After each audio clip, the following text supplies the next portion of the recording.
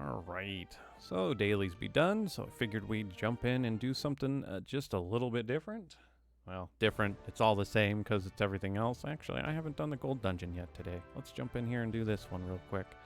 And then we'll go through Apex battles for fun. But hopefully, with the Gatito Festival winding down and the Nez Festival as well going with it, you guys have completed everything, got all your free goodies, and we can move on to next month. Again, hopefully, if nothing else, if you didn't have Gatito, getting his light and dark versions, I think, knocked out is a good idea. I think there's only a day left for the festival, but hopefully you guys went out and followed my advice and just tried to knock that one out.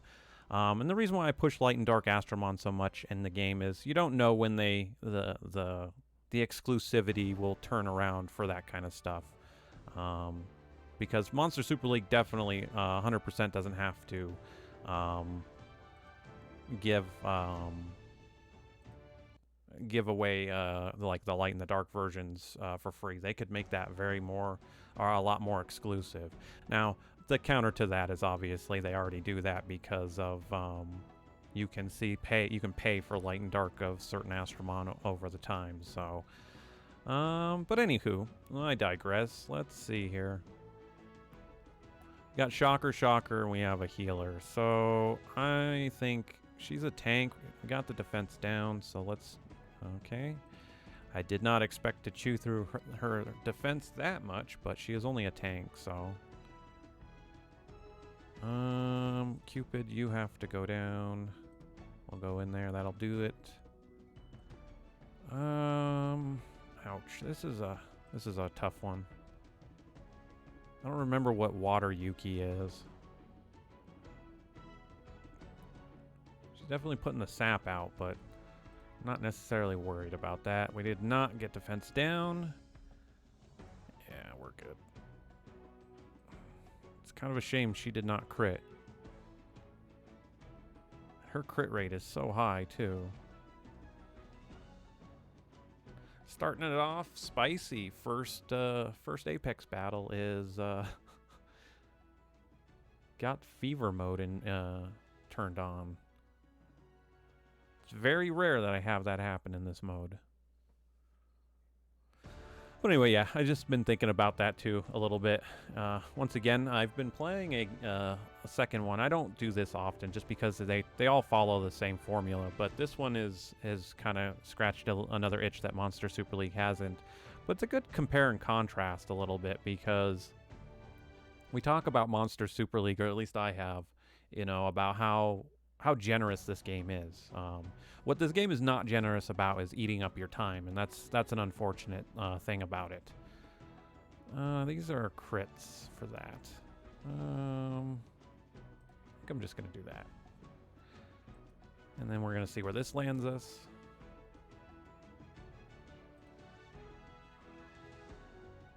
Well, I didn't expect that to go down that easily, but it did.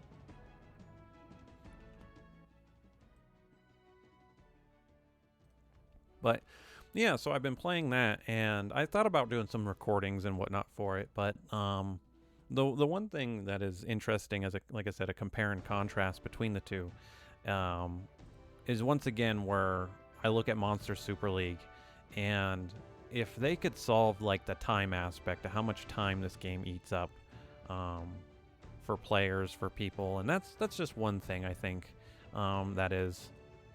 Because player retention is a big thing in here, but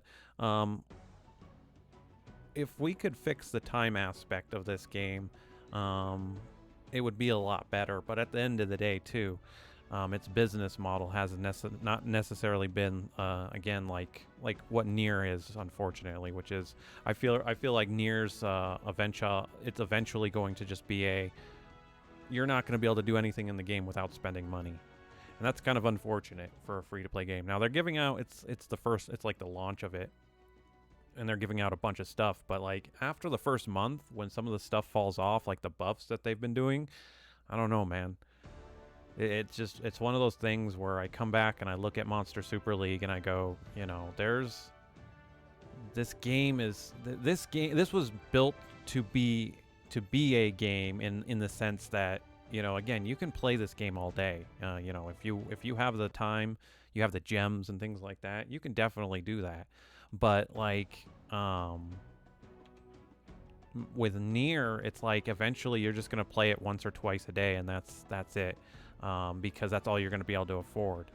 And that really is not a free to play. That's not friendly to free to play players at all. And that's kind of echoed in its reviews, which I kind of agree with. But again, bringing the focus in here as a compare and contrast to like Monster Super League, though, is it is a gotcha. It is a gotcha game. It is, it's got that monetization stuff in it as well, but this one doesn't hammer it down. And that's again why, as much as I criticize this game a lot, you guys hear that, I do give it a lot of credit, because it does deserve, again, you can see it in the reviews, it's just it's one of the best free-to-play games. It actually follows a free-to-play model on here, and that's why I'm not too concerned with it going into the developer's hands, because usually when you see a publisher, and I'm not, a be-all end-all, I don't know I'm not like know about this inherently enough to really say something, but obviously playing games most of my life is one thing, but like publishers do have that, that say in kind of what content and trying to push certain things. And this game, again, as much as its prices for a lot of the stuff is ridiculous, I'm not gonna lie on that, but that's kind of how everything is with a lot of this stuff, and that's why, again, I still promote, when I think it's a good deal, the NES Pass, because the one thing is, you want to keep the games that you love. You want them to obviously keep the servers up, keep the way we can play it. And again, Monster Super League does, I think, a great job of keeping it that way. And there are small things, I think, that help all the way with it. And even in this kind of this thought that I've been having with this a lot has been the idea that this game, once again, is sticking to the fact that it's a game, that it wants to be a game, right? Because they could have gone an egregious way of trying to monetize every little thing in here. Like, again, I don't mind paying for like the costumes, for instance. To me, that I think that is a much more viable way to try and make money with people, because being able to express yourself in any video game is why they're successful, even though they're bad.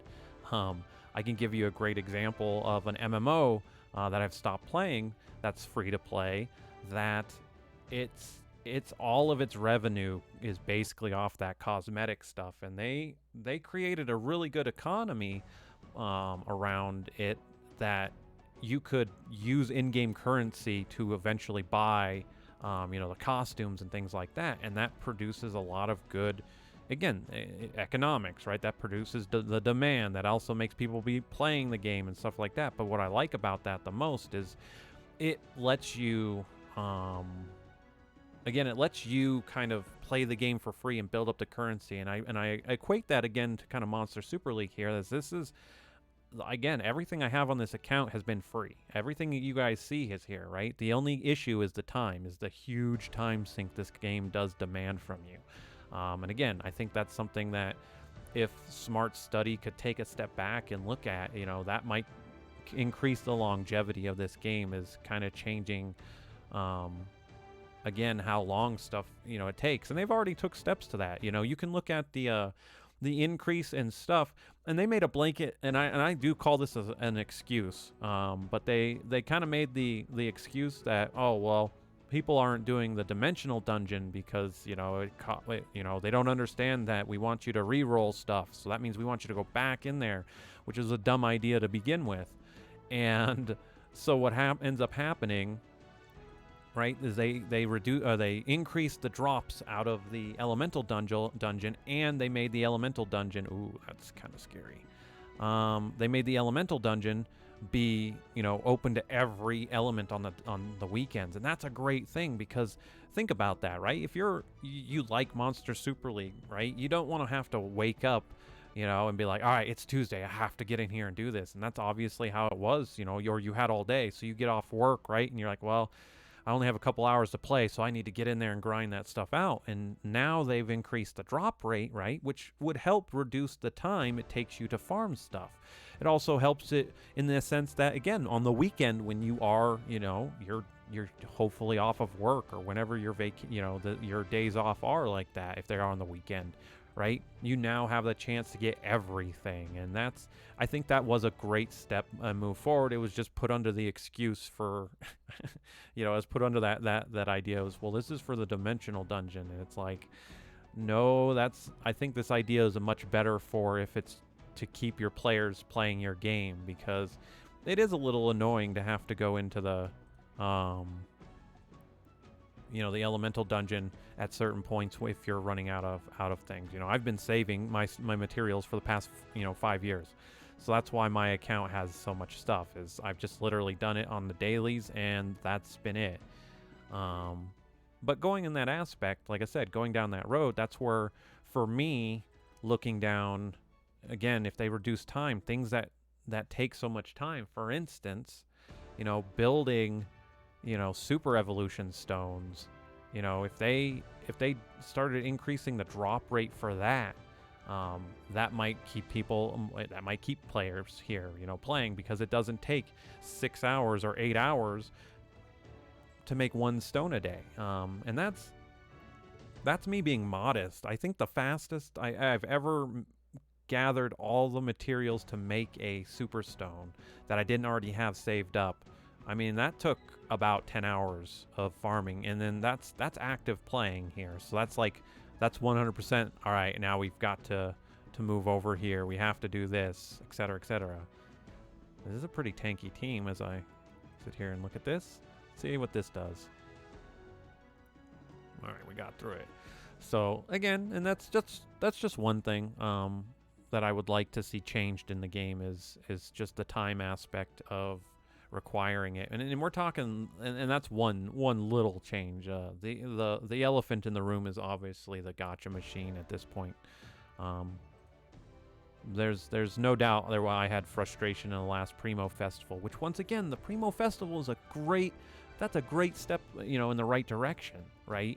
It's just not implemented in the greatest way. I don't mind dumping 24,000 gems like I did, but it's one of those heart-wrenching things, and that's, you guys obviously will be like, well, that's just life, and it's like, no kidding. I know that, but at the same time, it's like what it took to get that. I'm gonna have to do this here. I didn't want to. What it took to build up those gems to not at least see one Astromon that you want out of what you're going for is kind of what sucks about that. And that's why we talked about it before. Again, a simple fix to this problem is, if your players are going to dump 24,000 gems into that Primo Festival, make that last egg a lighter dark of that 5-star. And the reason why I say that is because then it's a 50-50 chance. If I didn't get the one I want at that point, well, I at least got a lighter or dark version. And a lot of the light, and I say a lot, most of the light and dark versions in the game are the creme de la creme of this game. They are a little bit better than everything else. I mean, there's no argument about what I'm using on the screen and how effective the 3 of these Astromon are, right? So, I don't know. At the end of the day, it's an interesting thing to me looking at why I just don't necessarily myself, jump into other mobile games, is because they're just not free to play friendly, and I don't know. I just don't know. We're gonna have to go for a second one here. And Fiery Resolve. Oh, this is gonna hurt. If I don't kill her with Hanahime, we're gonna lose Water Victoria. Okay, good. I was scared there. I'm not gonna lie. But yeah, I'll be doing my video essay is going to be at the end of the year, where I'm gonna just go into every little aspect of this game, and kind of lay it out there, and I want to give that to them. And it's not that I feel like my opinion is, needed to be heard. That's not necessarily it. But I think I do have fair opinions and feedback for the game, for at least what I do in it, right? I'm not trying to take away from anybody else's, experience or anything like that. In fact, I think everything I've ever talked about on here has been, it has been, and it's a again, and I say it all the time, I'm not the be all end all, but it's been, I think, constructive criticism of how to improve the game. And even in that sense, I just talked about it a little bit, like cosmetics, right? Cosmetics, if more costumes, you want more money, well, guess what? You can do a lot more in this game. You have a bunch of Astromon that you can design costumes for. Yes, that takes the money, but guess what? People buy that stuff, right?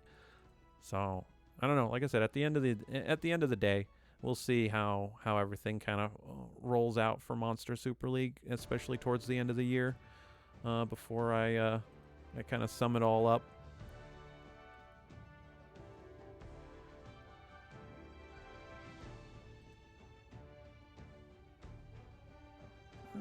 Let's see here.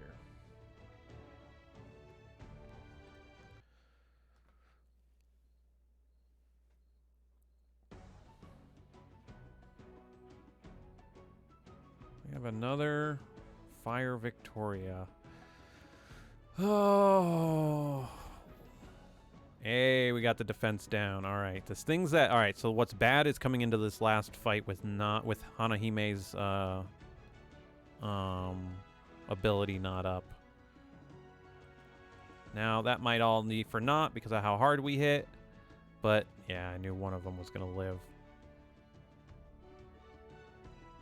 And you stunned. Well, good night.